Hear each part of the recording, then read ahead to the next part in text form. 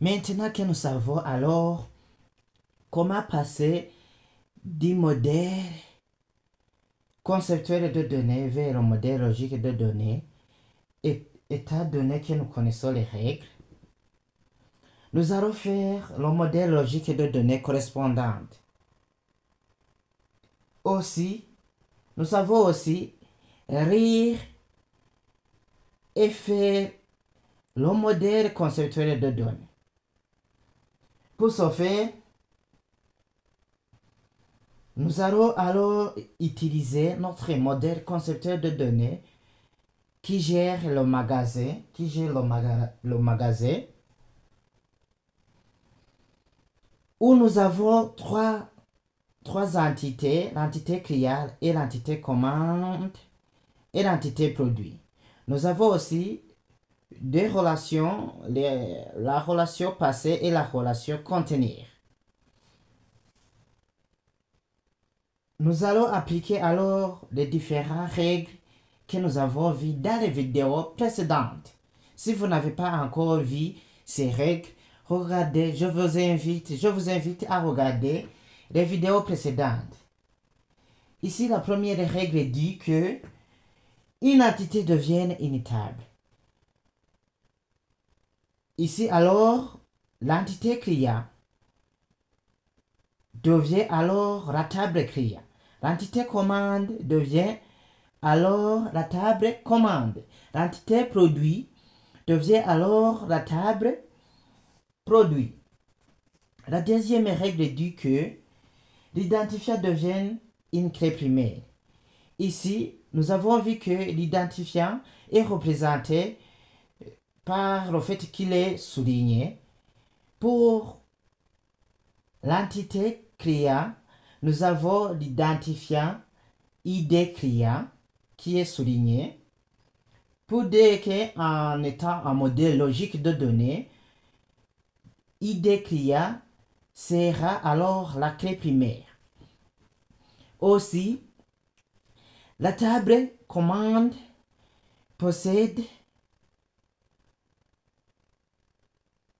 l'identifiant ID commande. Pour dire qu'en étant un modèle logique de données, nous aurons ID commande comme clé primaire. Nous avons aussi l'entité produit qui possède l'identifiant code. En étant un modèle logique de données, code sera transformé en clé primaire.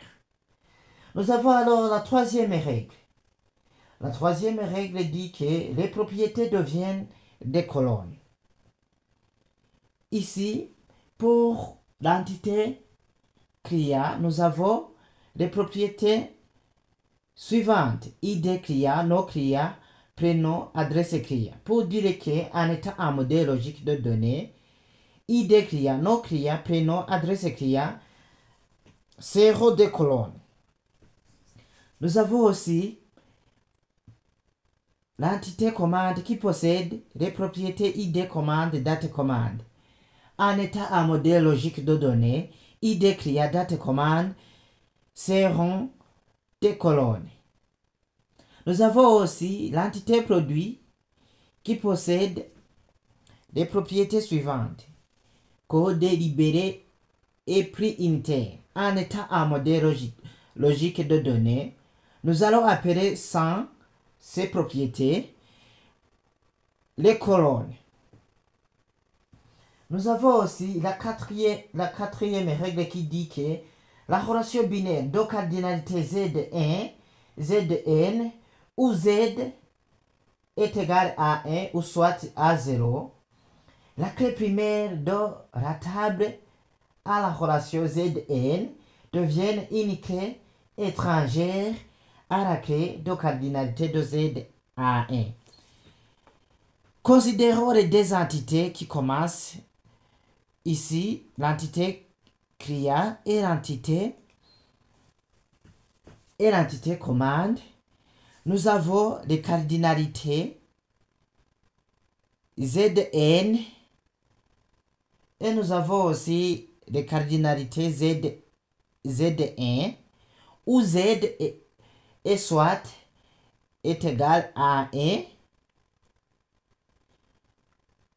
ou soit égal à 0. La clé primaire, ici nous avons pour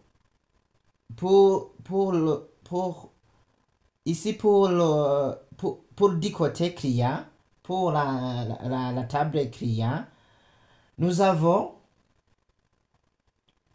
la cardinalité Zn, et pour la côté commande, nous avons la cardinalité Z1 qui se traduit par 1 à 1. Ici, alors, la clé primaire ID client va migrer dans la table commande où il sera une clé étrangère. Nous avons aussi la 5e règle qui dit que la relation binaire de cardinalité Zn, où Z est soit égal à 0 ou à 1, il y a création d'une table supplémentaire et il y a comme clé la concaténation des identifiants des entités participant à la relation. Et si la relation est porteuse de propriétés, celles-ci deviennent des attributs pour la nouvelle table. Considérons alors la table commande et la table produit. Je dis table puisque ici je considère que nous sommes un modèle logique de données. Ici, nous avons les cardinalités 1n et 0n. En d'autres termes, on peut dire que c'est Zn et Zn pour dire que nous aurons une table supplémentaire et a comme clé la concaténation des identifiants des entités participant à la relation. Cette table qui sera supplémentaire, c'est la table contenir. La relation va devenir alors une table. La table aura comme clé la concaténation des identifiants des entités participant à la relation. Ici alors, contenir va recevoir ID commande et code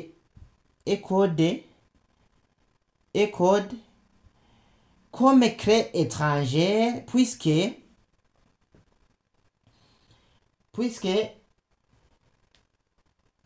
c'est une table qui est supplémentaire qui a comme clé la concaténation des identifiants des entités participant à la relation contenir. Et si la relation contenir avait des propriétés, ici, si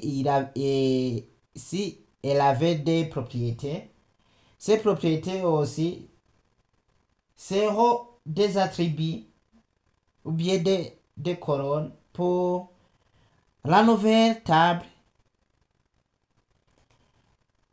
Faisons alors une petite démonstration où je vérifie le modèle conceptuel de données que nous avons. Et je vais cliquer ici pour générer directement le modèle logique de données. Et voilà le modèle logique de données.